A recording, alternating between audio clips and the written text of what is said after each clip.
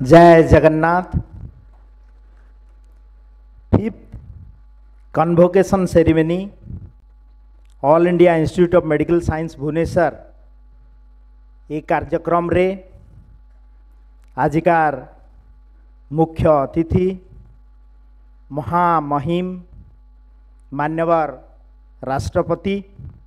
ओडिशा माटीर गर्व और गौरव श्रीमती द्रौपदी मुर्मू जी, मान्यवर राज्यपाल ओडिशा प्रदेश हरिबाबू कंभमपति जी, मान्यवर लोकप्रिय मुख्यमंत्री मोहन चरण माझी जी, मान्यवर केंद्र शिक्षा विकास और दक्षता मंत्री श्रीमान धर्मेंद्र प्रधान जी, मान्यवर भुवनेश्वर सांसद अपराजिता षडंगी महोदय, डायस रे उपस्थित executive director and CEO AIIMS Bhubaneswar professor Ashutosh Biswas, president AIIMS professor Shailesh Kumar, आज आपण आम पाई एवं आपण मान पाई गोटे सौभाग्यर दिन जे भारत वर्षर महामहिम राष्ट्रपति ओडिशार गौरव एवं गर्व एवं गौरव आपण मानंकु ए फिफ्थ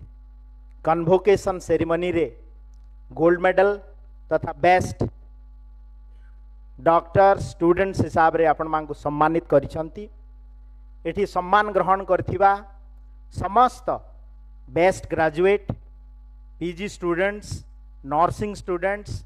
उपस्थित थिबा समस्त डॉक्टर समस्त को ओडिशा सरकार तरफ मोर अनेक अनेक शुभेच्छा। आज ओडिशा रे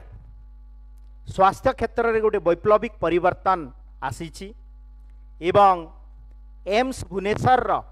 अवदान सबुथुरु बेसी। आज आमे आमे एम्स भुवनेश्वर रु एमबीबीएस प्रति वर्ष 125 जन, पीजी रे 116 जन एवं सुपर स्पेशलाइजेशन रे 125 जन डॉक्टर बाहरुछंती एवं देश एवं विदेश रे ना करूछंती। ओडिशा सरकार तरफ मध्य आज आमे नुआ सरकार डबल इंजिन र सरकार हला परे आमर मध्य आज स्वास्थ्य क्षेत्र रे गोटे वैप्लविक परिवर्तन आसीची एवं विगत दिन रे आमे एठी एमबीबीएस 1600 सीट गवर्नमेंट कॉलेज रे एवं पीजी सीट गवर्नमेंट कॉलेज रे 553 एवं सुपर स्पेशलाइजेशन 61 सीट रे आमे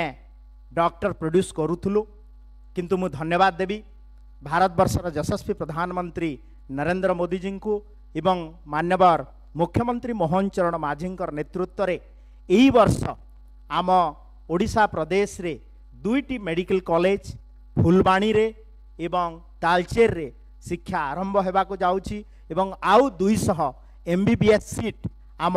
स्टेट रु मध्य प्रोड्यूस करिवो। ता सहित एनएमसी गाइडलाइन रे आम राज्य रे किछि पीजी सीट मध्य ए वर्ष रु आरंभ हेबो। ता सहित ओडिशा प्रदेश रे नुआ सरकार आसला परे आमे आमर आयुष्मान भारत योजना एवं गोपबंधु आरोग्य योजना माध्यम रे ओडिशा रे पाखापाखी 3,52,00,000 लोकंकु यूनिवर्सल हेल्थ केयर फैसिलिटी माध्यम रे आमे तांको स्वास्थ्य कार्ड पैन इंडिया कार्ड देबू जो थिरे कि आमे पूरा भारत वर्षर 29,000 हॉस्पिटल रे मध्य ए कार्ड कार्यकारी हेबो एवं मु धन्यवाद देवी डबल इंजिन सरकार को एभलिया गोटे महत्वाकांक्षी प्रोजेक्ट ग्रहण करिथिबारु। आम ओडिशा प्रदेश रे विगत दिन रे आमे ओडिशा प्रदेश रो गुणवत्ता एवं हेल्थ केयर सिस्टम को बढ़ेबा पाई आज आमे इम्यूनाइजेशन क्षेत्र रे ओडिशा प्रदेश रे भारत वर्ष रे सबुथुरु बड़ सफलता ग्रहण करिछु। ता सहित आज मु आपण मानकु अनुरोध करिबी जे आमे मेडिकल एथिक्स सहित ये जो कार्यक्रम रे आपण माने मेडल दिया हिची, आपण माने सारा दुनिया रे निश्चित भाव रे आपणकर ना को उच्चा करिवे एवं आज ओडिशा रे